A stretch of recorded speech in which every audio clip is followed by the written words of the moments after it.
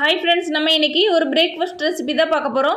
First அதுக்கு 2 ப்ரெட்டை நம்ம ரோஸ்ட் பண்ணி எடுத்துக்கணும். அதுக்கப்புறமா கொஞ்சமாக டொமேட்டோ கெச்சப் வச்சுக்கலாம் 2 ப்ரெட்லேயும். இது பண்ணுறதுக்கு ஒரு முட்டை, அப்புறமா சீஸ் இதெல்லாம் தான் தேவை.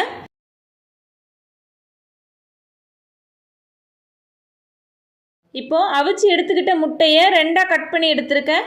அதையும் ஒரு ப்ரெட் மேலே வச்சுட்டு இப்போ அதுக்கு மேலே நம்ம சீஸ் வைக்க போகிறோம். சீஸ் வச்சதுக்கப்புறமா இன்னொரு ப்ரெட் எடுத்து அது மேலே வச்சுட்டு ஒரு 2 நிமிஷம் ஆனதும் இப்போ இதை நம்ம மறுபடியும் திருப்பி போட்டுட்டு இந்த சீஸ் கொஞ்சமாக தான் மெல்ட் ஆகும். நமக்கு அந்தளவுக்கு மெல்ட் ஆகாது.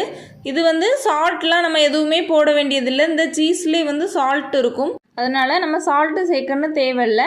அவ்வளவுதான். நல்லா சூப்பரான பிரேக்ஃபாஸ்ட் ரெடி ஆயிடுச்சு. கண்டிப்பாக இதை நீங்களும் ட்ரை பண்ணி பாருங்கள். இந்த வீடியோ உங்களுக்கு பிடிச்சிருந்தா லைக் அண்ட் ஷேர் பண்ணுங்கள். மறக்காமல் நம்ம சேனலை சப்ஸ்கிரைப் பண்ணுங்கள்.